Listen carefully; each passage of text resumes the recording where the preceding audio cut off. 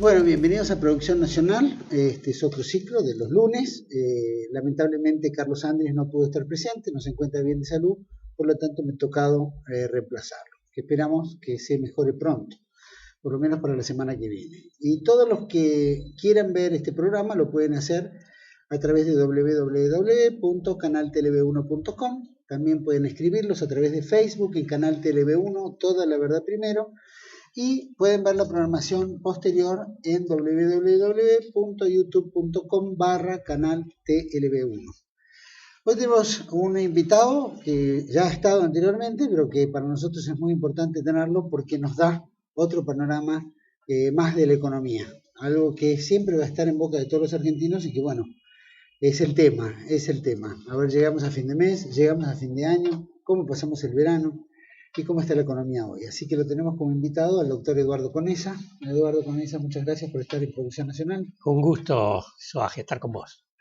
Bueno, y para mí es un gusto también porque no solo es una eminencia en la economía, sino que es doctor en economía, doctor como abogado, doctor en contador público nacional, miembro del Centro de Estudios Económicos Mariano Fragueiro, presidente de la Comisión de Economía del Partido Conservador, demócrata conservador, y profesor de la Universidad de Buenos Aires. O sea que tenemos un triple doctor que podemos hablar prácticamente de todos los temas que necesitemos tocar de la economía y la legalidad de la economía. Así que gracias, Conesa, por estar con nosotros. Y yo quisiera ver brevemente para la teleaudiencia cómo ve la economía hoy, cómo llegamos a fin de año. Bueno, a fin de año llegamos tranquilamente. La economía está constreñida por la escasez de dólares. La escasez de dólares proviene de que hemos caído en la sobrevaluación cambiaria, es decir, la inflación interna en los últimos años ha avanzado considerablemente a una tasa del 25% anual todos los años y se ha comido el tipo de cambio. La devaluación solamente fue del 10% por año en todos estos años o menos, y la inflación interna ha hecho que volviéramos al tipo de cambio real de la época de la convertibilidad. Y bueno, con este tipo de cambio la Argentina no funciona bien, no puede exportar industria o apenas, solamente un poco a Brasil, porque Brasil también tiene un similar problema de sobrevaluación cambiaria, pero no al resto del mundo.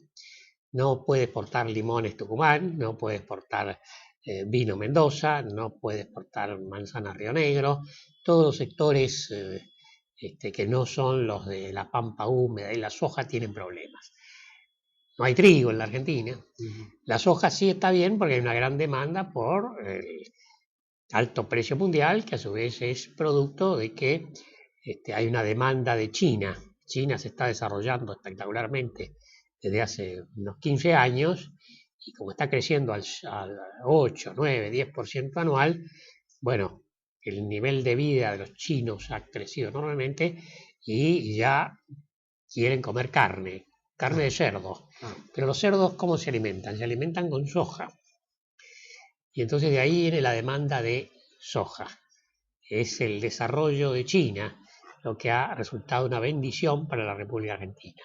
Y esto ha sido una casualidad, esto no lo inventó este gobierno, esto ocurrió porque lo que ocurrió en China. Simplemente esto ha determinado que los términos de intercambio que tiene la República Argentina sean excelentes, y este es el factor que permite aguantar a la República Argentina, no obstante el tipo de cambio de la convertibilidad. Ahora tenemos el mismo tipo de cambio, un peso, un dólar del doctor Cavallo. Sí, es decir, ¿no? Es distinto porque estamos en 4,82, pero lo que pasa es que la inflación interna, pero no se consigue. La inflación interna también subió 5 veces, y entonces, bueno, en definitiva, aunque el dólar haya subido casi 5 veces, estamos exactamente en iguales condiciones que en la época del doctor Cavallo. Entonces, así la economía no tiene grandes posibilidades de crecimiento. Vamos a una recesión. Cuando el dólar está barato, la gente quiere comprar lo que está barato, compra dólares. Entonces, en los últimos años, a medida que el dólar se iba abaratando, la gente iba comprando dólares. En los últimos 5 años atesoraba dólares y se fugaron capitales por 80.000 millones de dólares en los últimos 5 años nomás. Claro que los argentinos tienen mucho más dinero afuera, ¿no? Pero argentinos ricos. Pero en los últimos 5 años, en los últimos 5 años. Ahora hay que calcular qué es lo que se podía haber hecho con 80.000 millones de dólares en estos últimos 5 años. Si estos 80.000 millones de dólares hubieran quedado acá en la Argentina, bueno, si hubiera podido explotar el yacimiento de Vaca Muerta, de YPF, no tendríamos la crisis energética brutal que también enfrenta la Argentina en estos momentos. Se podría haber construido una red de autopistas para bajar los costos de transporte, que son altísimos. Los costos de transporte de las exportaciones en la República Argentina están en el orden del 35%. Son excesivamente altos. Y esto es porque se ha destruido la red ferroviaria, la red de carreteras. Se podría reconstruir perfectamente la red ferroviaria. Totalmente. Sobre todo el transporte de cargas. Bueno, el puerto de Buenos Aires es un puerto que ha quedado muy chico en relación a la economía internacional actual. En la economía actual, para el transporte marítimo internacional se utilizan grandes buques de 100.000 o 200.000 toneladas, pero buques de 200.000 toneladas necesitan un calado de 60 pies, 70 pies. Y el puerto de Buenos Aires solamente tiene 35. Entonces, bueno, ha quedado chiquito para el país. En realidad, la Argentina debe su existencia al puerto de Buenos Aires. Lo demuestra la historia. Todas las provincias tenían que venir a Buenos Aires porque por acá venían las importaciones y por acá salían las exportaciones. De manera que el factor geopolítico determinante de la existencia de la nación argentina es el puerto de Buenos Aires. Claro, el puerto de Buenos Aires en la época de la colonia, bueno, exportaban e importábamos como colonia, pero después, a fines del siglo XIX, bueno, empezó a hacerse un gran puerto, principios del siglo XX también, pero ahora los buques son mucho más grandes, ahora necesitan un puerto de aguas profundas, y eso habría que hacerlo en la boca del Río de la Plata, ¿no? En la boca del Río de la Plata, con un dragado de un canal, ya las corrientes marinas y del río se draga una sola vez y se mantiene 70, 80 pies de calado. Y entonces ahí es cuestión de poner pilotes, poner una plancha de cemento arriba, se puede hacer un puerto de varios kilómetros, ¿no? Que sería un puerto de aguas profundas, y esto permitiría dar salida a las exportaciones, no solamente de Argentina, sino de Chile, de Bolivia, de Paraguay, del sur de Brasil, de Uruguay. ¿Cuáles son los puertos en la República que usted cree que están en condiciones de poder agrandarse? Bueno, está el puerto de Bahía Blanca, pero lo que pasa es que está un poco al sur y está un poquito a trasmano. Se necesita un verdadero puerto de aguas profundas en la zona, la desembocadura del Río de la Plata, pasando la ciudad de La Plata. Es decir, el puerto de Buenos Aires había que pasarlo a la zona de La Plata. Bueno, esta es una inversión que tendría que hacer la República Argentina. Ahí salió en los diarios de ayer o anteayer que Dilma Rousseff está por invertir 40.000 millones de dólares en puertos en Brasil. Bueno, nos van a ganar. Toda la producción argentina va a terminar saliendo por Brasil, y geopolíticamente la Argentina, que existe por el puerto de Buenos Aires, se va a hacer subordinada al Brasil. Va a ser, la República Argentina va a cambiar y va a tener que exportar por el puerto de Santos y, bueno, desaparecerá. Lo que determina geopolíticamente, históricamente la República Argentina es el puerto de Buenos Aires. Quieras o no. Claro. Entonces hay que... Si se fundaran nuevos puertos, especialmente, qué sé yo, Puerto Belgrano se transformara en un puerto mucho más amplio, Bahía Blanca fueran puertos un poco más profundos, y se modernizaran, seguramente también el desarrollo al sur llegaría. Claro. Pero hay que ver que gran parte de... férrea, caminos, industria... Es decir, toda una infraestructura que ayudaría. Pero hay que pensar también en la integración latinoamericana. Por ejemplo, Chile tiene un puerto de aguas profundas que es Valparaíso. Pero acá lo importante es llegar al puerto de Singapur, porque el centro del mundo pasa al oriente. Y la gran producción está en el oriente, o se mueve hacia el oriente. Y el mejor puerto del mundo es el puerto de Singapur. Es realmente de aguas profundas, es lo más grande que hay, y de ahí salen mercaderías para todo el Asia. Entonces, si la República Argentina va a ser un gran exportador, tiene que llegar al puerto de Singapur. Es mucho más corto el viaje por, digamos, el eventual puerto de La Plata, de aguas profundas, a Singapur, por el Atlántico y el Índico, que dando la vuelta toda por el Pacífico.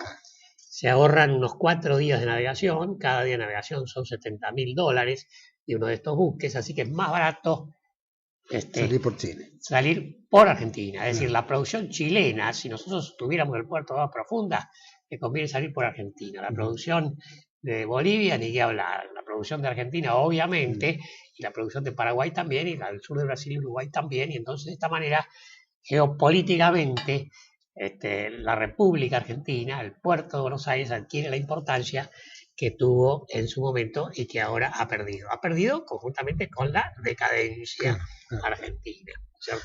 Ahí me confundí que los puertos de Chile. Siempre uno tiene en mente que toda la exportación hacia Asia pasa por el Pacífico. Claro, pero en realidad es más corto el viaje, menos días, por el Atlántico hasta Singapur. Y ahí en Singapur es como dicen en inglés, el puerto hub. H-U-B.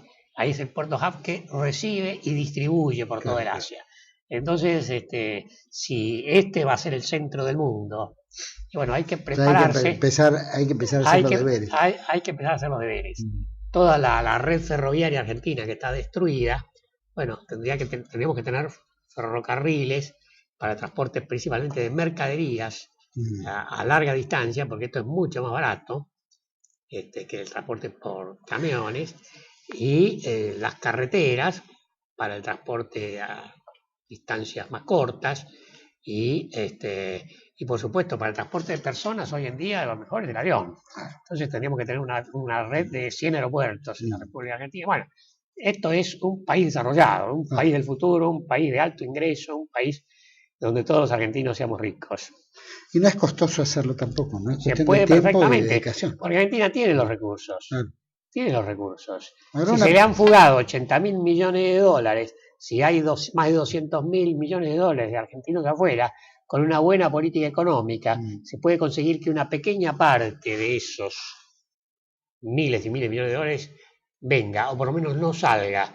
Y se puede entonces establecer un proceso de crecimiento económico sobre bases autónomas, sin dependencia mayor del capital extranjero. Por supuesto que se necesita siempre la tecnología y el apoyo de la ciencia y los técnicos del exterior, pero el capital y el dominio de nuestros recursos, sobre todo los naturales, tiene que estar en manos argentinas. Sin duda, para que esos 80.000 millones que no se hubieran fugado, que se quedaran en el país, de la misma manera que 200.000 millones que están girando por el mundo, que es equivalente a la deuda externa, que no vuelven tampoco al país, evidentemente no vienen acá porque no hay ningún tipo de seguridad ni jurídica, ni económica, ni gobiernos serios donde van a respetar el capital privado.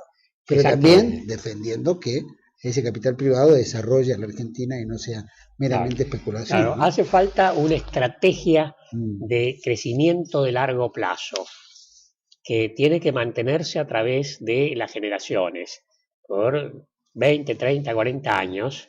Y entonces esto crearía seguridad por las políticas de Estado de largo plazo. Y entonces el capital, si estas políticas están bien diseñadas, si la Argentina se convierte, digamos, en otra Corea.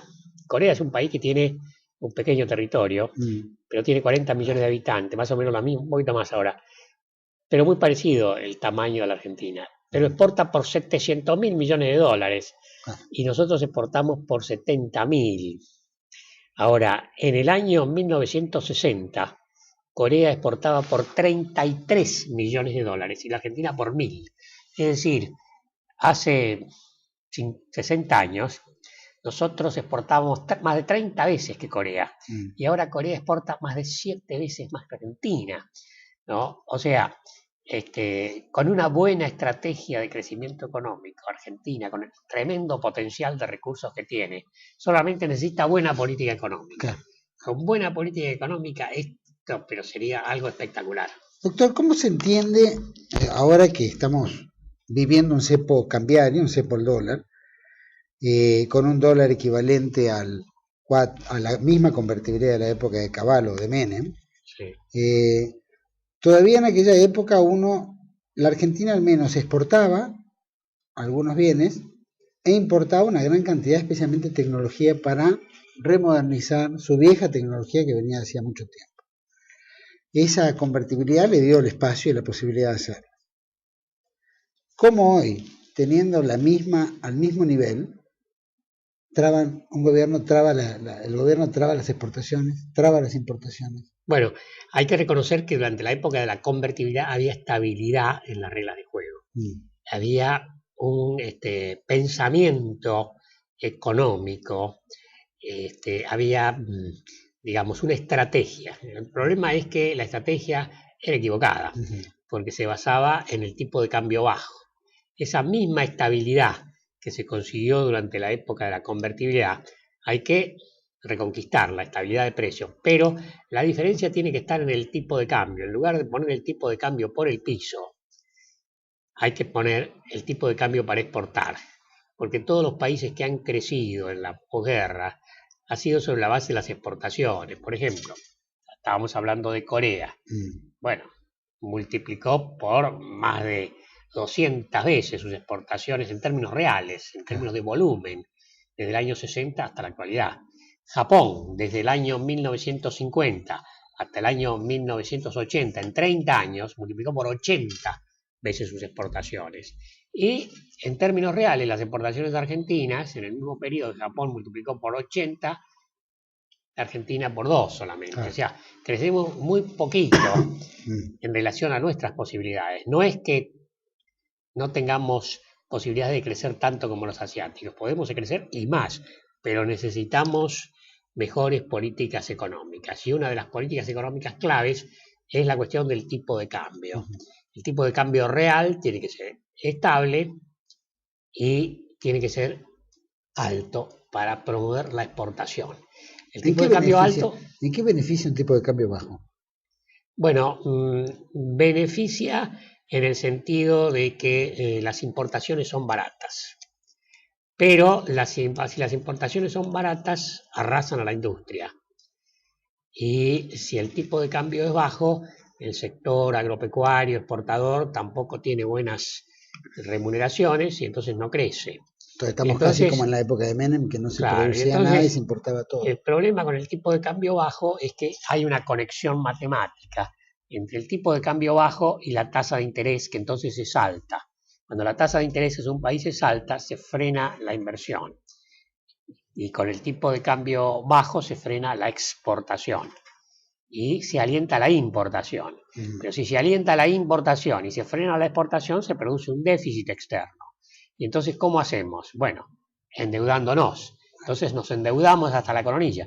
Pero si nos endeudamos hasta la coronilla, llega un momento donde los acreedores dicen, basta, ya la deuda es excesiva, que fue lo que pasó en el 2001. Entonces ese modelo es inviable. El modelo del tipo de cambio bajo es inviable porque produce un endeudamiento espectacular y el endeudamiento en algún momento explota, revienta y además, por supuesto, significa un detrimento brutal a la soberanía nacional.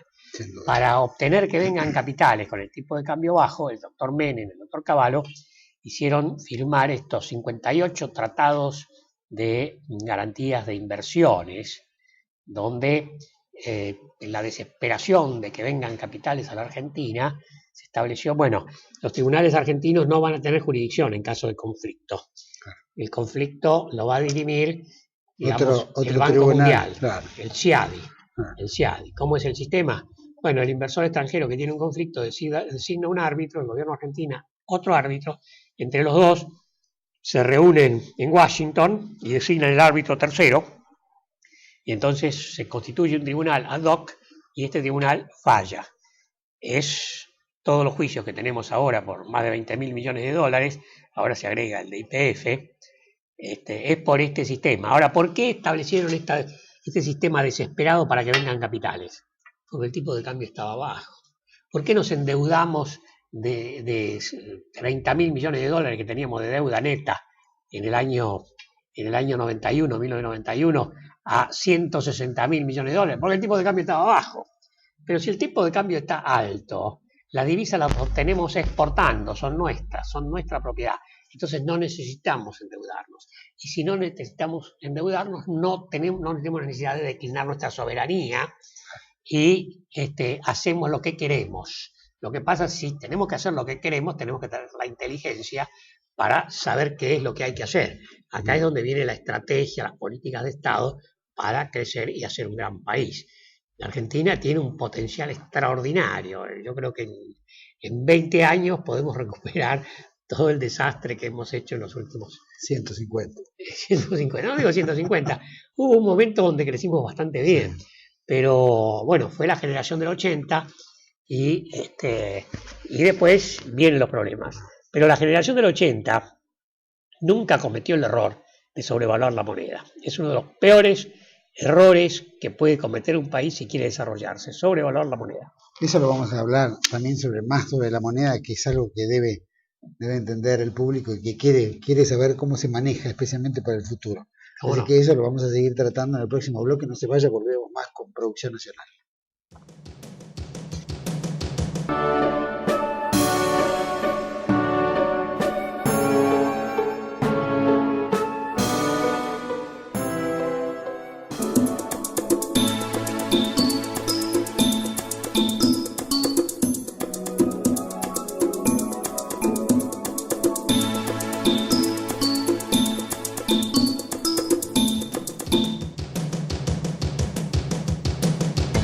Bueno, y seguimos aquí en Producción Nacional y en compañía del doctor Eduardo Conesa. Estábamos en el tema del tipo de cambio. Por supuesto que hablábamos de que el tipo de cambio bajo impedía el tema de las importaciones y exportaciones.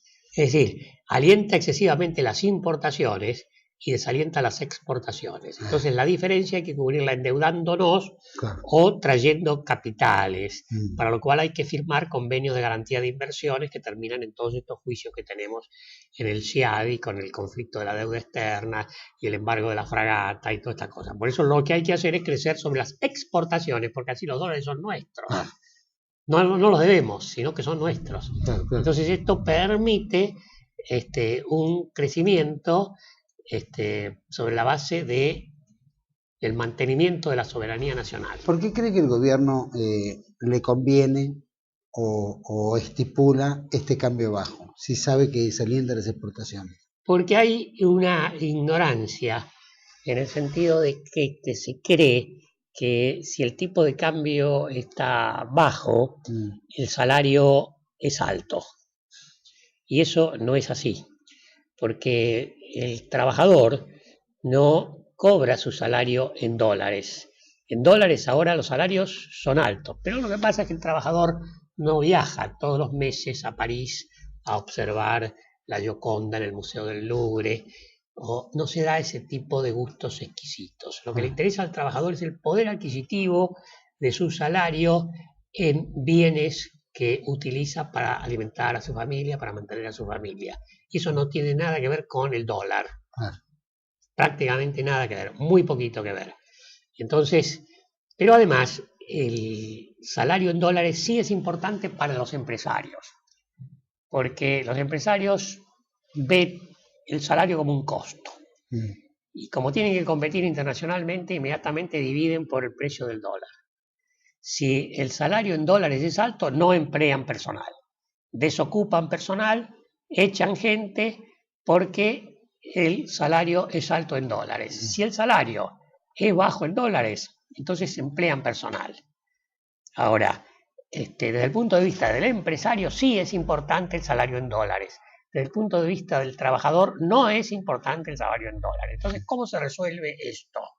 Con el tipo de cambio alto, porque el tipo de cambio alto determina que el salario para el empresario en dólares sea bajo. Los costos son bajos y entonces se emplean mucha gente. Al emplear mucha gente se produce el pleno empleo. Al producirse el pleno empleo hay demanda de trabajo. Cuando hay demanda de trabajo, suben los salarios reales por aumento de la productividad, de una manera sana, sin inflación. Este es el sistema. Si por el contrario ponemos el tipo de cambio bajo, bueno, los salarios en dólares están altos. El empresario dice, no, salario alto, tengo que bajar costos, entonces despide personal. Se produce un gran desempleo. Al producirse un gran desempleo se perjudican los trabajadores, porque evidentemente el que no tiene nada que comer y no gana salario, es el que está peor de todos. Entonces, algún trabajador que por ahí viaje a París, bueno, ese está bien.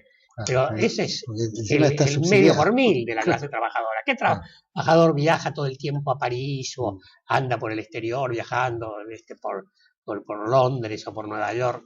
Muy poco, casi ninguno. Entonces eso no interesa al trabajador. Al trabajador le interesa el poder adquisitivo del salario para alquilar o comprar una vivienda, el poder adquisitivo del salario para comprar el guardapolvo de los chicos para mandarlos al colegio, para comprarle los zapatos. Ese salario, y ese salario, el poder adquisitivo interno del salario en bienes salarios, no tiene nada que ver con el valor del dólar, o muy poco que ver, apenas un poquitito. Entonces, esto es lo que han hecho los países que se han desarrollado, Corea, Japón, todos estos tuvieron el tipo de cambio alto. Y entonces, ¿qué pasa? Como hay mucha demanda de trabajo, porque desde el punto de vista del empresario, sí, es cierto, el salario en dólares está bajo, cuando el tipo de cambio está alto. Entonces se emplean muchos trabajadores. Al emplear muchos trabajadores, sube el salario real, hay demanda de trabajo, hay pleno empleo, y los trabajadores están todos contentos. Porque la clase trabajadora como tal gana mucho dinero, porque todos los trabajadores están empleados. Trabaja el jefe de la familia, puede trabajar la señora, pueden trabajar los hijos, trabajan todos en la familia, todos contentos, y los salarios además en permanente suba, porque si el tipo de cambio está alto, aumentan las exportaciones. Al aumentar las exportaciones, se producen lo que se llaman las economías de escala. Esto permite aumentar la productividad, que permite aumentar más los salarios. Claro que los aumentos de salarios, en ese caso, adoptarse esto que estamos hablando, suben en términos reales, pero el 5%, 6% por año. Ahora suben el 30% por año, pero la inflación sube el 35%. Y entonces, ¿a dónde vamos? A ningún lugar. Con lo que estamos hablando, los salarios suben un 5% por año, pero sin inflación. Y entonces, al cabo de 1 año, 2 años, 3 años, se aplica la ley del interés compuesto. Como usted sabe muy bien, la ley del interés compuesto lleva una curva exponencial que sube así. Y entonces, 5% todos los años, después de 10 años, prácticamente se duplican los salarios reales. Y después de 20 años se triplican. Y después de 30 o 40 años, bueno, se decuplican los salarios reales. Y ese es el desarrollo económico, tener salarios reales altos. Pero esto requiere una estrategia de crecimiento económico. La estrategia de crecimiento económico, una de las piezas centrales es esta cuestión del tipo de cambio alto. Porque además, decíamos antes, el tipo de cambio alto es tasa de interés baja. Entonces, cuando hay tasa de interés baja, hay financiamiento para las empresas, financiamiento para que el trabajador pueda adquirir su vivienda con un crédito hipotecario a 30 o 40 años. Bueno, para asegurar el crédito hipotecario acá hace falta una cuestión que hemos hablado alguna vez, que es la moneda virtual. En fin, hay muchas otras cosas. En eso quería llegar también. Por ejemplo, el INDEC sigue empecinado en marcar los factores que más le conviene para demostrar que acá no hay inflación. Y paralelamente tenemos un circulante de 100 pesos que ya quedó chico, ya 100 pesos es... Se necesitan ahora 500, billetes de 500 pesos, porque la inflación desde el año 2001 hasta ahora prácticamente ha sido por lo menos 5 veces, ha sido más todavía.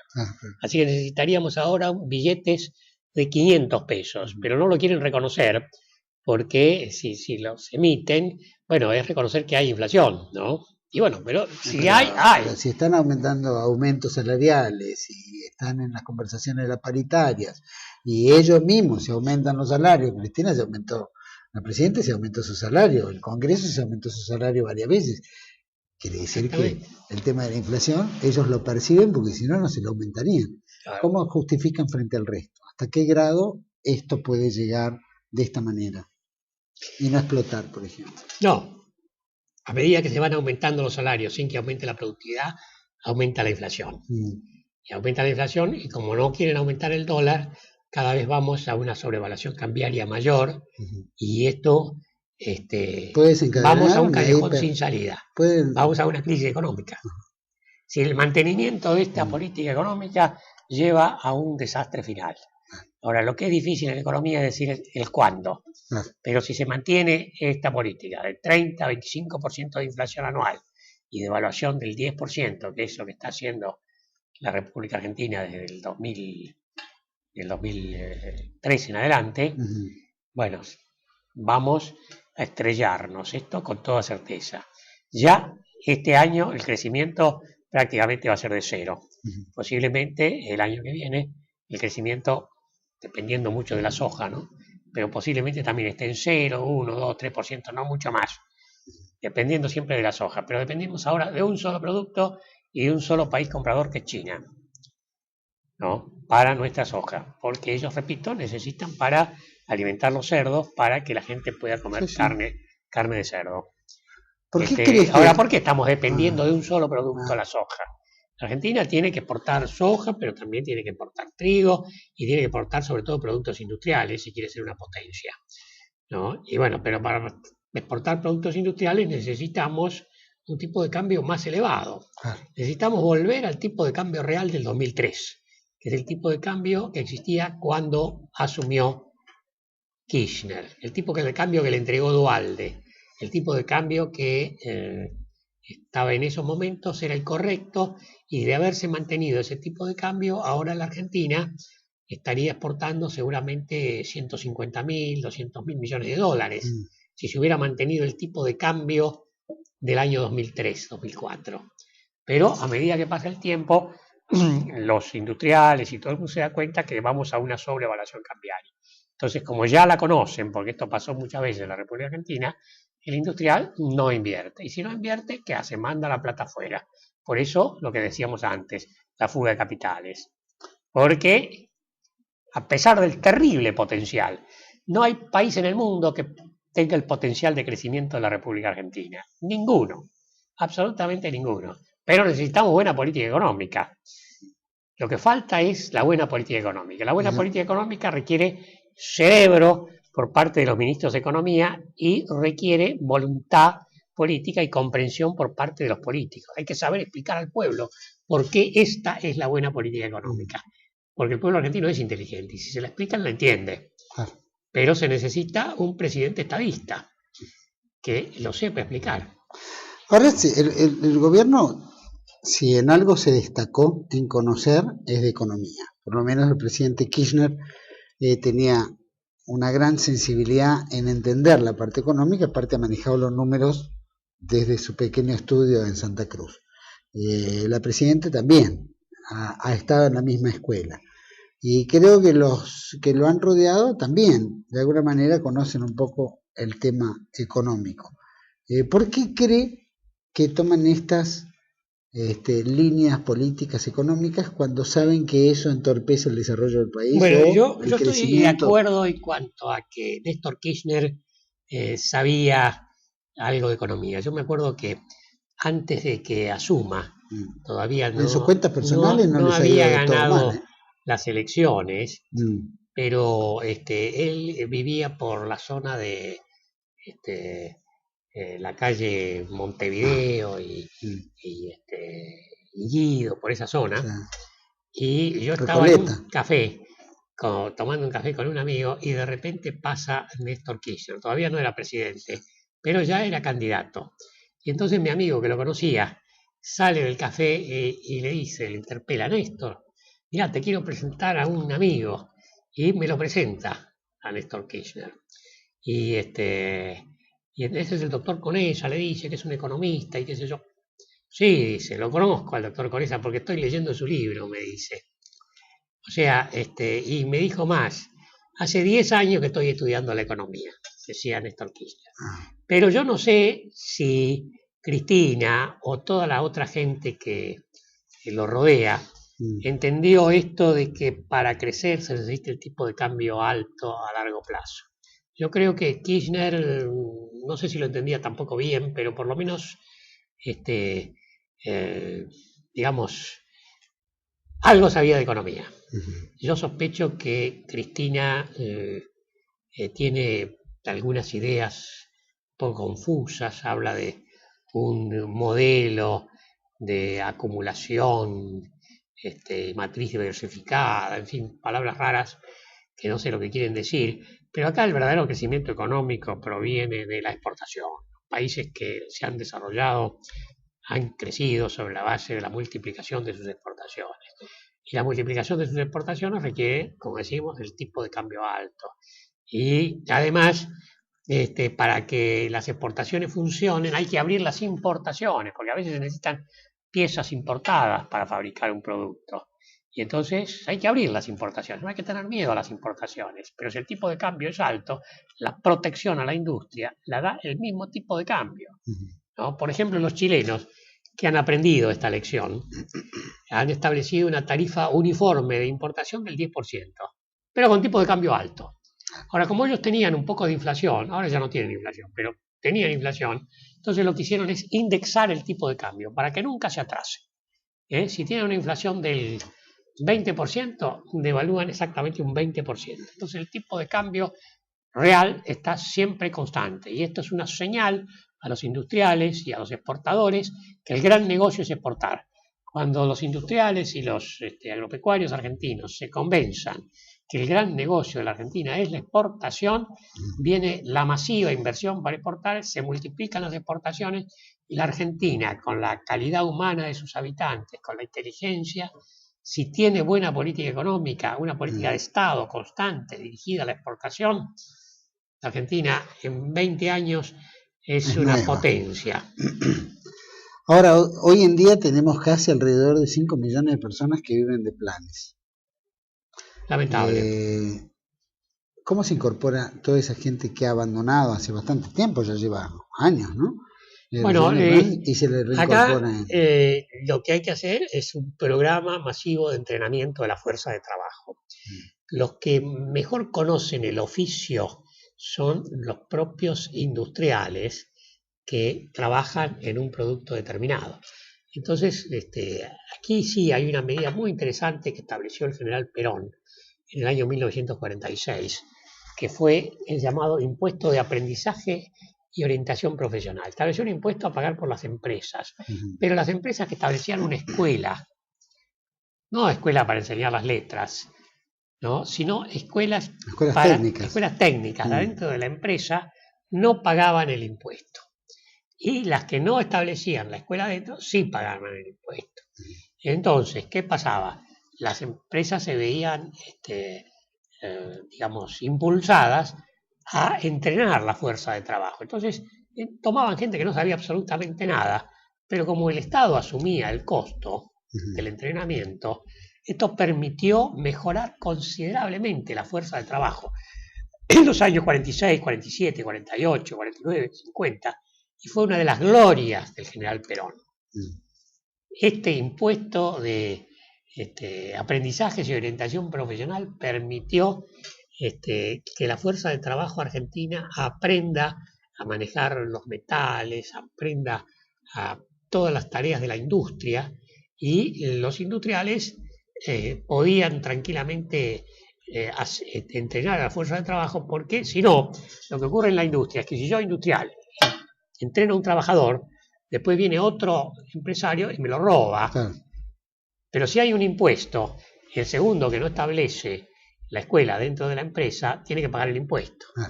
Y entonces estamos en pie de igualdad. Es más difícil entonces, que se roben los trabajadores. Este es uno de los mejores impuestos que jamás se estableció en la República Argentina. Y lo hizo Perón. Realmente fue una gran intuición para el mejoramiento de la fuerza de trabajo argentina. Trabajadores industriales. Bueno, hay que volver a lo mismo. Hay que volver a lo mismo. Se necesita reentrenar la fuerza de trabajo. Y por supuesto hay que establecer las escuelas técnicas. En lugar de tanto bachillerato que no sirve para nada, hay que poner... hay que estaba la Universidad Obrera, estaban las escuelas técnicas. Escuelas técnicas, la Universidad Tecnológica, los colegios Otto Krause.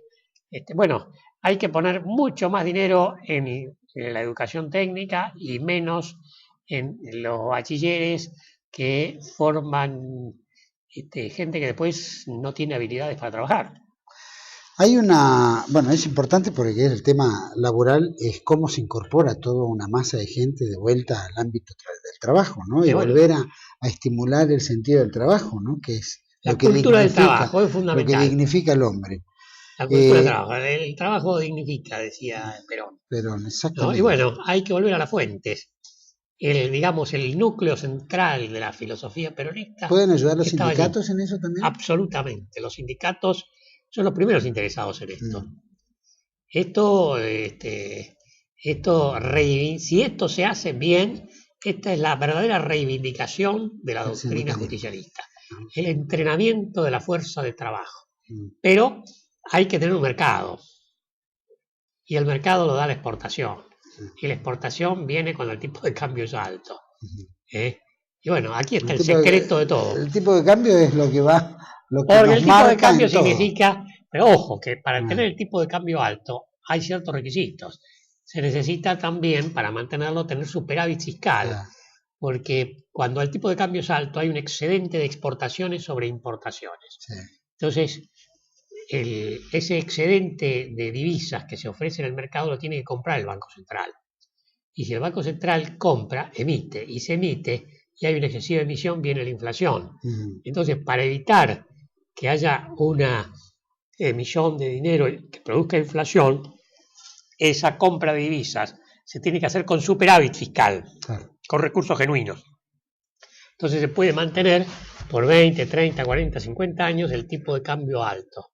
Entonces, ya con 20 años, 25, 30 años que la Argentina mantenga el tipo de cambio alto, se convierte en una superpotencia. Vea, esto que yo le estoy diciendo, ya lo decía en el año 1937 un famoso economista inglés, que fue uno de los precursores de las cuentas nacionales, se llamaba Colin Clark, escribió un libro que se llamaba, en aquellos tiempos, The Conditions of Economic Progress, las condiciones del progreso económico.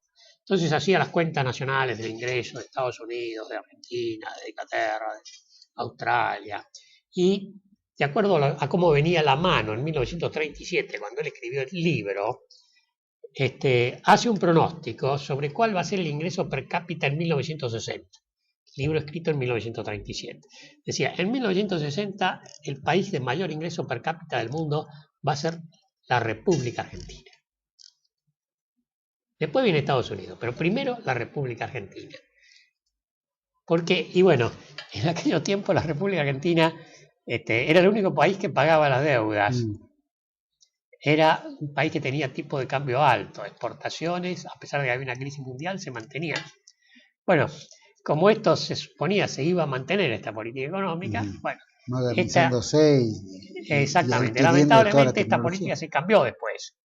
Y bueno, la Argentina no pudo cumplir la promesa, pero la Argentina tiene todas las condiciones para tener unos de los niveles de vida más altos del mundo, alcanzar a Australia, alcanzar a Canadá, alcanzar a los Estados Unidos, porque no hay país del mundo que tenga todos los recursos naturales y humanos que tiene la República Argentina, pero hay que saberlos utilizar bien. Probablemente, bueno, el mismo inglés que escribió ese libro, que evidentemente veía un auge económico de la Argentina y un posicionamiento industrial probablemente destacado. Sí. También teníamos todos los socios británicos que de alguna manera tampoco, si no se favorecían ellos, nos hundían a nosotros, y creo que fueron... Claro, en aquellos tiempos lo que ocurría es que el gran socio de la República Argentina era Inglaterra. Pero ¿qué pasaba? Inglaterra hasta 1914 fue la primera potencia del mundo. Entonces no es nada tonto asociarse a la primera potencia económica del mundo. Lo que pasa es que con motivo de la Primera Guerra Mundial y la sobrevaluación cambiaria inglesa, Inglaterra se hundió y dejó de ser la primera potencia del mundo. Entonces, si nosotros necesitamos socios, necesitamos asociarnos a la primera potencia del mundo, que pasa a ser Estados Unidos. Y entonces ahí tendríamos que haber variado la estrategia de inserción de la Argentina en el mundo. Inglaterra ya, lamentablemente, para ellos ya había pasado su ciclo. Y bueno, tendríamos que buscar quién era el ganador. Alemania era perdedora porque tenía el loco de Hitler que se pone a luchar contra Estados Unidos, contra Inglaterra, contra Rusia al mismo tiempo. Es la estupidez más grande del mundo. Bueno, entonces Alemania fuera. ¿Y quién queda? Estados Unidos. Y bueno, Rusia no, porque es una cosa distinta y usted vio como el comunismo se vino abajo. Entonces, bueno, hay que ser realista. Lo que hay es lo que hay. Estados Unidos tenía que haber sido un socio de Argentina. Totalmente. Bueno, vamos a un pequeño corte con esa y volvemos enseguida aquí en Más Producción Nacional.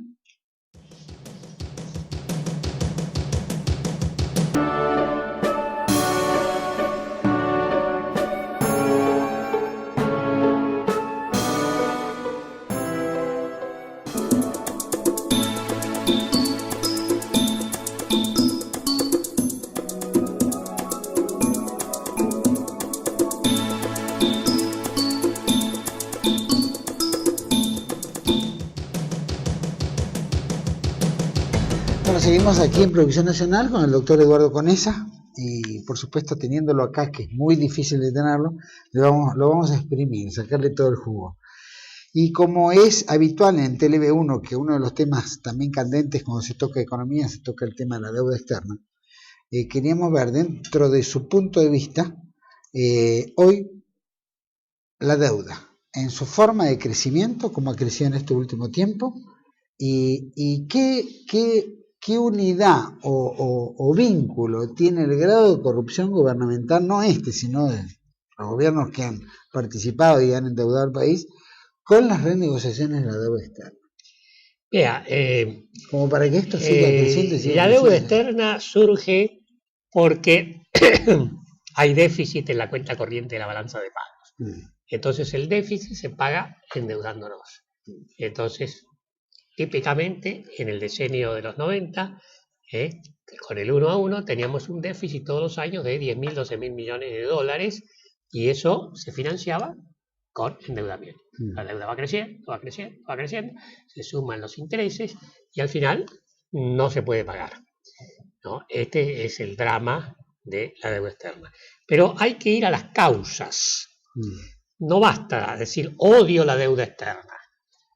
Hay que odiar la causa de la deuda externa. ¿Cuál es la causa de la deuda externa? La causa de la deuda externa es que el tipo de cambio está bajo, volvemos a lo de siempre, y entonces es necesario endeudarse para pagar por el exceso de importaciones sobre exportaciones.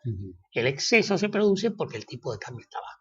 Entonces el meollo de la cuestión en realidad no es la deuda externa. La deuda externa es un subproducto del tipo de cambio bajo. Entonces, si realmente odiamos la deuda externa y odiamos la sujeción y la vulneración de la soberanía nacional que la deuda externa produce, si somos inteligentes tenemos que ir a la causa. No más deuda externa. ¿Cómo hacemos para no tener más deuda externa?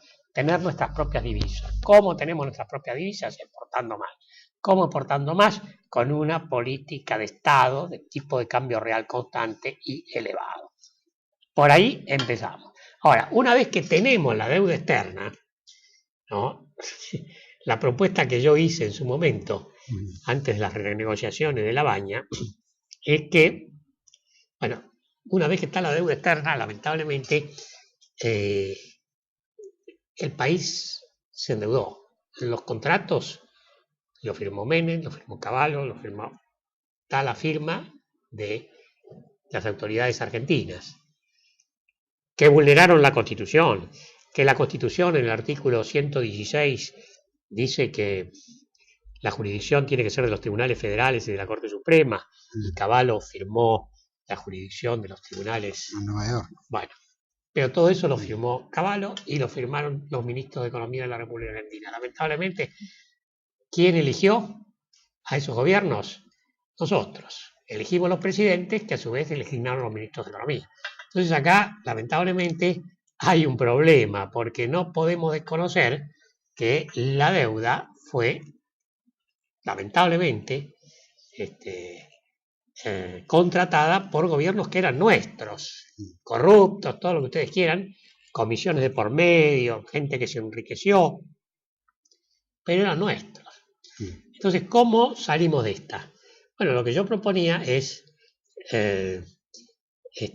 pagar la deuda en un 100%, pero a 40 años y con el 1% de interés, antes que se haga el acuerdo de La Baña y todo eso.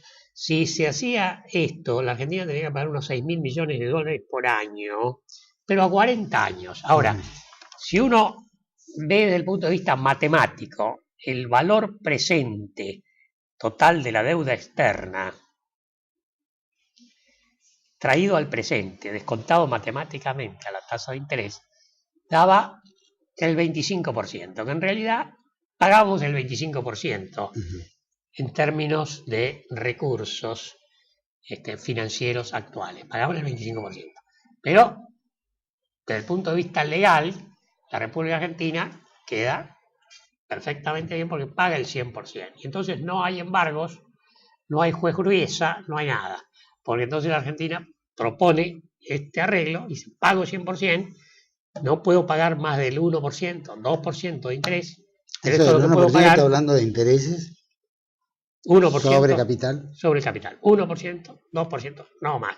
Esto es lo que podemos pagar. En ese momento esto estaba bastante claro. ¿Tú crees que el mundo o los entes financieros aceptarían que Argentina diga, puedo pagar el 1%? Sí, pero estamos diciendo que pague el 100% de la deuda.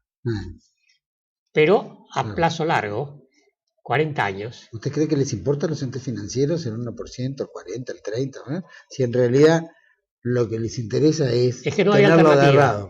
No había alternativa. Entonces la República Argentina propone, pagamos así. Pero además se sanciona una ley del Congreso, donde se estipulan todas las condiciones del contrato de emisión de estos títulos. En la ley misma, y establece la jurisdicción nacional. ¿No? Bueno, esta es la oferta que hace la República Argentina. Yo creo que esta oferta, en el año 2003, 2004, 2005, habría sido aceptada. Habría sido aceptada. Habríamos pagado el 100%, pero a 40 años, que en realidad equivale a pagar el 30%. ¿No? O sea, el honor nacional hubiera quedado a salvo. Pero con la política que nosotros proponemos, nunca más deuda externa, porque no necesitamos endeudarnos, porque tenemos nosotros los argentinos todos los recursos. Es una tontería endeudarse. ¿Por qué se endeuda uno si uno tiene el ladrillo propio, el cemento propio, el trabajador propio? Bueno, yo creo que por las comisiones externas, porque damos el gobierno del país a los banqueros y a economistas o presidentes que están interesados en cobrar comisiones con el endeudamiento externo. Se calcula que, esto lo dice el diario Washington Post de Estados de Washington, que con la contratación de la deuda externa argentina desde el año 91 hasta el 2001 la Argentina pagó comisiones a intermediarios por 1.000 millones de dólares. Ahora, ¿a quién van esos 1.000 millones de dólares? Esa es la gran pregunta. Parte va a los mismos banqueros, pero parte revierte, usted sabe, ¿no? Sí, sí. No vamos a hablar, pero todos los funcionarios públicos, esto es corrupción. Esto es corrupción. Entonces, el tema de la deuda externa está íntimamente vinculado a la corrupción. Pero para justificar el endeudamiento externo tenemos que tener escasez de divisas. Para tener escasez de divisas tenemos que poner el tipo de cambio bajo. ¿No? Entonces está, como decía, hay que ir al fondo de la cuestión. Ahora, los partidarios de que la Argentina se endeude y que la Argentina baje su servicio y se someta al exterior y se convierta en una banana republic, son los partidarios del endeudamiento externo. Y los partidarios del endeudamiento externo son los del tipo de cambio bajo. Y si no, analice usted el endeudamiento argentino en la época de la convertibilidad. Estaba, repito, año 1991, la deuda externa, según el Banco Mundial, era 62.000 millones de dólares. Más o menos. Pero como vendimos todas las empresas del Estado y nos dieron 30.000, quedaron la deuda externa neta, era de 32.000 millones de dólares en 1991. Llegamos al 2001, después de 10 años, 150.000. Quiere decir que se multiplicó por 5. ¿Por qué? Porque el tipo de cambio estaba por el piso. Vamos ahora al año 78, donde lamentablemente estaba el doctor Martínez de Hoz, ministro de Economía. No vamos a hablar de la personalidad del doctor Martínez de Hoz, puede ser un gran caballero, pero la verdad es que sobrevaluó la moneda. La sobrevaluación de la moneda llevó a que en el año 1976 teníamos 9.000 millones de deuda externa y cuando terminó su periodo, el proceso militar, teníamos 45.000 millones. O sea que se multiplicó por 5 nuevamente. ¿Pero por qué? Por la sobrevaluación cambiaria. O sea, hay que ir a la causa. Siempre la causa del endeudamiento externo, la causa de la pérdida de nuestra soberanía, la causa de la humillación que recibe la República Argentina, la causa del embargo de la fragata, la causa de todos estos males que soporta nuestro país, es la sobrevaluación cambiaria. Hay que ir más profundo. No vale esto de atacar la deuda externa y decir cualquier cantidad de improperios, insultos a los que nos endeudaron. Los que nos endeudaron porque el tipo de cambio estaba bajo. Ahí tenemos que atacar. Hay que ir a las causas. Somos grandes. No podemos hacer el papel de niños que solamente ven los hechos externos. No. Hay que ir un poco más profundo y ver cuál es el origen de todo esto. El origen está en la sobrevaluación cambiaria. Y la sobrevaluación cambiaria es lo que hunde a nuestra economía, nos endeuda, arruina nuestra soberanía y bueno, todos los problemas que tenemos, la deuda externa, todos los juicios del CIAD y todo esto se debe a la sobrevaluación cambiaria. Ahora cuando hablo de corrupción y hablo que generalmente se utiliza el término cipallismo, o como dicen algunos el bungadín, ¿no? Que claro, trabaja para el enemigo. Lo hemos visto, o por lo menos lo que acaba de decir Martínez de Oz, que con su tablita cambiaria y qué sé yo, también llevó el endeudamiento y toda una serie de trampas, ¿no? Que se armaron, un andamiaje muy calculado para endeudar al país y poder mantener probablemente el tipo de cambio. Y robo que debe haber existido por parte de funcionarios. Bueno, la idea de Martínez de Oz era dominar la inflación con la tablita cambiaria, es decir, devaluando cada vez menos. Pensaba que la inflación iba a ser cada vez menor, porque él pensaba que la causa de la inflación era la devaluación. Entonces, bajando la tasa de devaluación, iba a bajar la tasa de inflación. Bueno, el doctor Martínez de Oz era profesor de Derecho Agrario y Minero en la Facultad de Derecho. Un gran profesor de Derecho Agrario y Minero. Pero una cosa es el Derecho Agrario y Minero y otra cosa es la economía política. A mí me hubiera gustado que el doctor Martínez de Oz, en lugar de tener la cátedra de Derecho Agrario y Minero, hubiera tenido la cátedra de Economía Política. Sí. Entonces esa distinta hubiera sido la historia. Sí. Nunca hay que tratar de dominar la inflación sobre la base de sobrevaluar la moneda. Es la receta al desastre.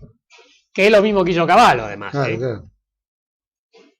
Bueno, y ahora, es lo mismo que está pasando ahora. Quieren dominar la inflación sobrevaluando la moneda. No. Ahora, esto es un error garrafal. Es un error del gobierno actual, que es un error de Menem y Cavallo, y es un error del proceso militar.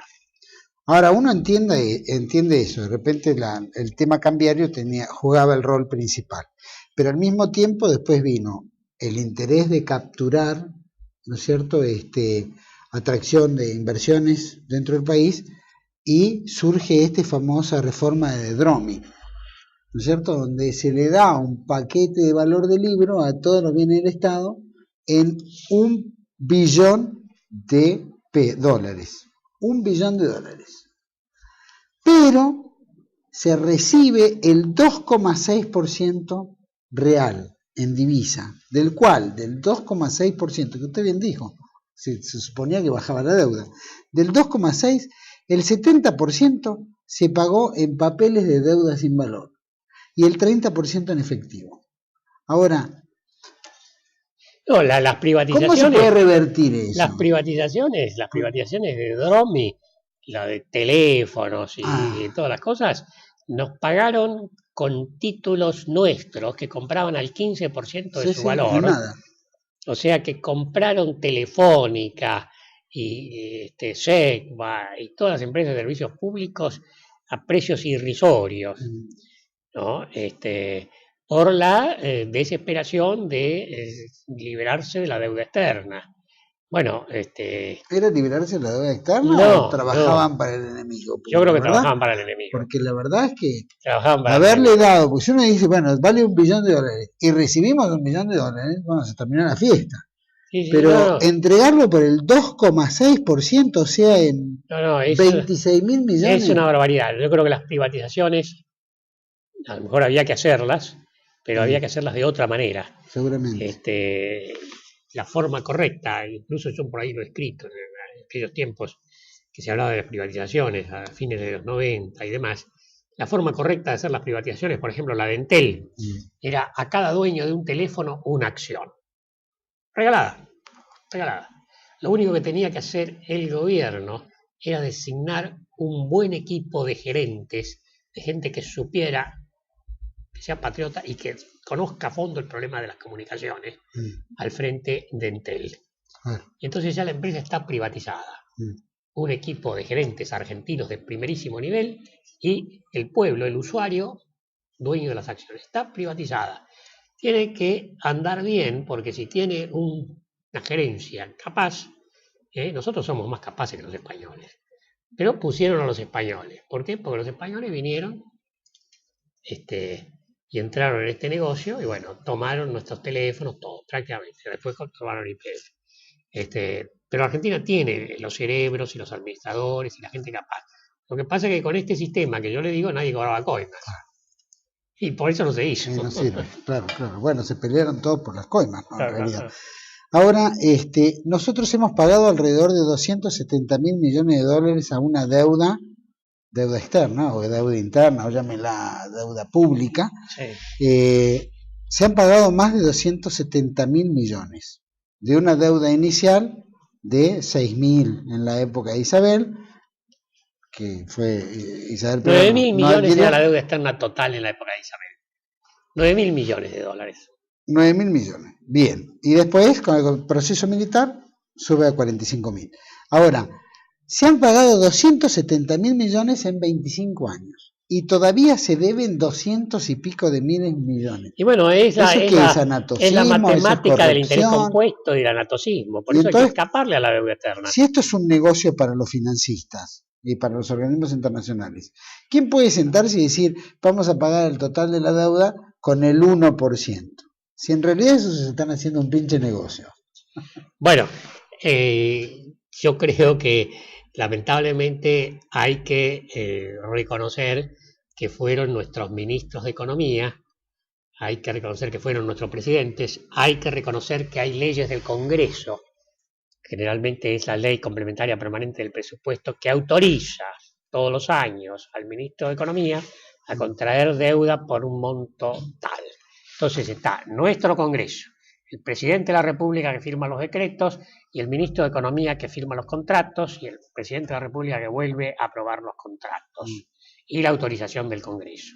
Ahora, ¿cómo podemos desconocer esa deuda que fue hecha por nuestra gente?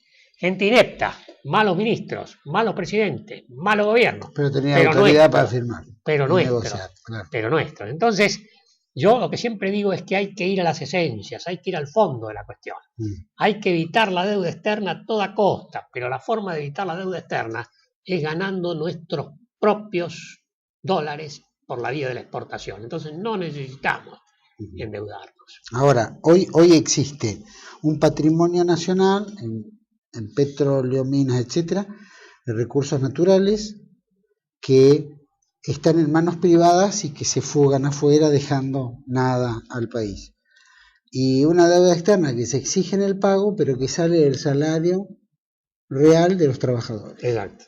Que sale de los impuestos. Sale de los impuestos, y este impuesto que protesta Moyano, por ejemplo, el impuesto al salario, el mínimo no imponible, que es terrible. Sí. Habría que el impuesto a las ganancias, de acuerdo al rebajar salario, el impuesto, ¿no?, a las ganancias a los trabajadores, incluso eliminarlo totalmente. Pero claro, los trabajadores están pagando la deuda externa. No la contrajeron, no la contrataron, pero la tienen que pagar. Entonces acá hay una injusticia. Ahora ellos no lo reclaman por eso, reclaman como algo que los vulnera, pero no van al fondo de la cosa. Claro, nosotros tenemos que ir más allá. Hay que remover las causas de nuestros males. Y la causa fundamental de nuestro mal está en que no hemos sabido manejar la política cambiaria, tipo de cambio alto, pero a su vez el tipo de cambio alto requiere tener superávit fiscal. Hay una cantidad de requisitos macroeconómicos para poder mantener el tipo de cambio alto sin inflación. Pero todo esto se puede arreglar fácilmente desde el punto de vista técnico, pero se necesita que el presidente de la República lo entienda y se necesita que el ministro de la Economía no sea corrupto. Ninguno de los ministros, ¿no? Claro, en realidad hay un gobierno sano, por lo menos. Todo el gobierno. YPF, ahora el presidente Galuccio está haciendo viajes por Londres, etcétera, para proponer inversiones británicas en YPF, cuando en realidad acabamos de salir de un fiasco y vamos a entrar en otro fiasco. Especialmente Inglaterra, que tiene la mayor explotación petrolera en el sur argentino, que tiene su mayor interés en la explotación petrolera en el mar argentino, y YPF, a través de un presidente que hasta hace un tiempo fue empleado de ellos y en Repsol, ahora como presidente de la compañía va y le ofrece regalado un grado de inversión en YPF para poder explotar nuestras reservas. Bueno, no sé exactamente qué es lo que ha ofrecido el ingeniero Galuccio. Para mí Galuccio tiene un primer digamos, punto a favor, que es un técnico que es reconocido internacionalmente y es lo que necesitamos. Entonces es argentino y es uno de los mejores técnicos internacionales en la materia. Eso es un punto a favor. Ahora, Galuccio no necesitaría ir a Inglaterra si esta fuga de capitales que se está produciendo en nuestro país volviera, ya tendríamos suficiente como... Es decir, con la política económica de que yo estoy diciendo, Galuccio podría emitir obligaciones negociables en pesos argentinos indexados, porque uno de los temas que no hemos hablado es la moneda virtual. YPF podría concebir miles de millones, el equivalente en miles de millones de dólares con obligaciones negociables en la República Argentina, pero habría que cambiar totalmente el marco de la política económica. Si hay o sea, se necesita un técnico como Galuccio. Sí. Lo que pasa es que si no le dan las condiciones, entonces el hombre tiene que ir a morir a Inglaterra. Pero si nosotros tenemos acá la plata, ¿por qué hay que ir a Inglaterra? Pregunto, si la empresa hace poco con bombos y platillos se ha entrado dentro de accionistas provinciales, estatales y privados, ¿por qué ellos, que son los accionistas, no levantan esa empresa? ¿Por qué tienen que endeudarla? Más vale. Porque no hay divisas. ¿Y por qué no hay divisas? Porque el tipo de cambio es bajo, porque no se exporta. Entonces, como no hay divisas, no hay más remedio que bajar la cerviz y rendirse ante el extranjero. Es toda la misma cosa. Es todo lo mismo. Galuccio se ve obligado por el marco de la política económica. Pero estoy seguro de que si el marco de la política económica fuera distinto, ¿no? Primero, no había fuga de capitales. Segundo, si hubiera un INDEC decente, podría contratarse deuda indexada de capital nacional. Si el tipo de cambio fuera alto, la República estaría endeudada, nos sobrarían los dólares, nos saldrían por las orejas. Entonces Galuccio emite deuda en pesos y en la deuda en pesos se puede cambiar por dólares porque en Argentina sobran dólares. Y con un buen gerente, con un buen presidente, bien administrada, YPF puede ser una de las mejores empresas petroleras del mundo. De manera que, bueno, Galuccio se ve constreñido a caer en manos de los ingleses, en manos de los americanos, porque la política económica hace que no tengamos dólares. Y no tenemos dólares porque el tipo de cambio es bajo. Entonces, en lugar de exportar más, se trata de frenar las importaciones, ¿no? Y bueno, es achicar al país. Es achicar al país. Tenemos que ir a un país grande. Por eso es lo que yo estoy diciendo. Si los argentinos tienen 200.000 millones de dólares en un banco de Estados Unidos, si en los últimos 5 años se fugaron 80.000 millones de dólares, ¿por qué para explotar nuestros yacimientos no podemos utilizar el capital nacional? Por mala política económica, la plata se va porque, primero, no hay indexación en nuestro país y, segundo, el tipo de cambio es es lamentablemente bajo, y entonces cuando el tipo de cambio es bajo la gente compra lo que es barato. Pero como no se puede tener acá los dólares, porque acá no hay un banco central que pueda emitir dólares, entonces si la gente compra dólares y los deja en bancos del país, usted vio lo que pasó en el 2001, los bancos quebraron y entonces la gente manda los dólares afuera. Entonces, ¿qué es lo que hay que hacer? Y bueno, tenemos que permitir la indexación, ¿no? Y el tipo de cambio elevado, y vamos a tener pero cualquier cantidad de financiamiento. La Argentina no necesita bajar su servicio y ir a pedir perdón, a ver que nos den un poquito, algunos miles de millones para explotar Vaca Muerta. No, tenemos toda la plata y de sobra. Seguramente, como todos han descubierto un nuevo negocio y ahora formó parte de los nuevos accionistas quieren guita. Claro. Entonces seguramente Galucio está financiando, ¿no es cierto? Algo para adentro, pero para los muchachos, como dicen, ¿no? Porque tienen uno no sabe, uno tiene que tener que creer en la gente. Lo que pasa es que todos los antecedentes de Galucio son brillantes, entonces yo quiero creer en Galucio. Nos han hecho tanto daño que la verdad que la hemos visto muchas veces esta película. Sí. Un pronóstico muy rápido, per saltum. ¿Qué opina de la Corte con todo esto de la batalla entre Clarín y el gobierno? Bueno, en primer término, la Corte ha establecido en una larga jurisprudencia que no abre, digamos, juicios donde se discutan medidas cautelares. O sea que tendría que rechazar, porque aquí se trata de una cautelar. Sí. Segunda cuestión, cuando se hace el per saltum es un salto de la primera instancia a la Corte, a la tercera instancia, salteándose la segunda instancia. Pero acá no hay un salto porque se apela contra una sentencia de Cámara a la Corte, que es el inmediato superior. Entonces, el per saltum no tendría que ser admitido por la Corte Suprema. Si la Corte Suprema falla de acuerdo a derecho, tiene dos razones potentísimas para rechazar las pretensiones del gobierno y dejar en paz al Grupo Clarín. Porque en realidad esto del Grupo Clarín no es una cosa importante para la República Argentina. Lo que queremos los argentinos es tener salarios altos, tener crecimiento económico, tener estabilidad de precios, tener seguridad, que no haya delincuente por todos lados. Queremos vivir bien. Esto es lo que interesa a los argentinos. La cuestión de Clarín es una cortina de humo, probablemente. Es una cortina de humo, porque en realidad Clarín, ahí yo estaba leyendo ayer, enumera la cantidad de medios que cuenta el gobierno. El 80% de todos los diarios, todas las radios, toda la televisión pertenece al gobierno. En realidad Clarín y La Nación son un porotito, al lado chiquitito. O sea que sí, es absurdo esta cuestión. Lo que pasa es que el gobierno quiere tener el monopolio de la opinión, pero resulta que no lo va a conseguir, porque los argentinos no somos onzos. Si no compramos Clarín, bueno, nos arreglaremos de alguna otra manera para saber la verdad.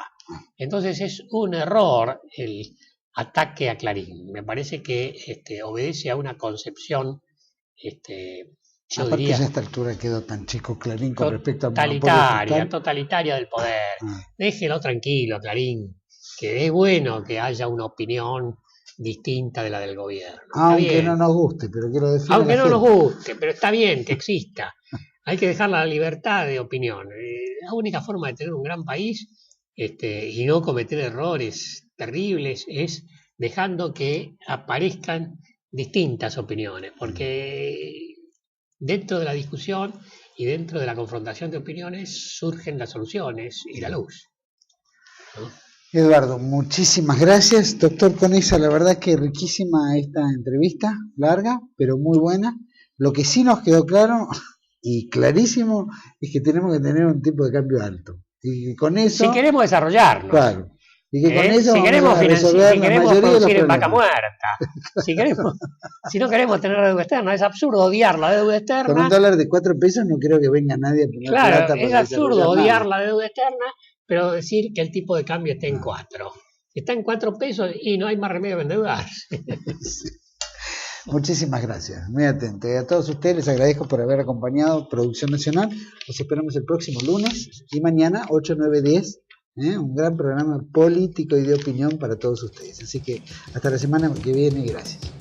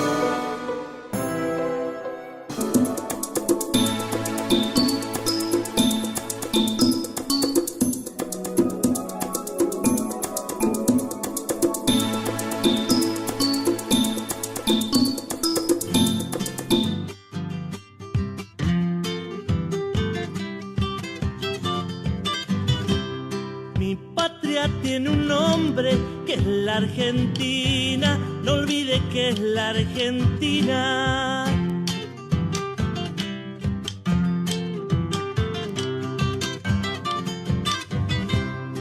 Y una cruz en el cielo que la ilumina, recuerden que la ilumina.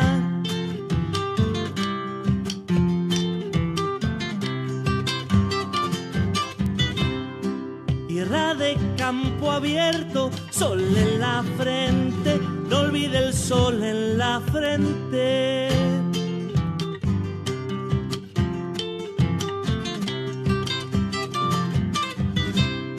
Por ahí piensan distinto, su misma gente, son libres su misma gente.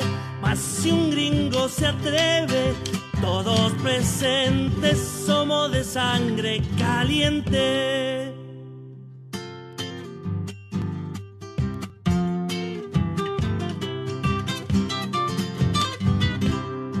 Soy un gaucho, señores, sangre de criollo, declaro que soy bien criollo.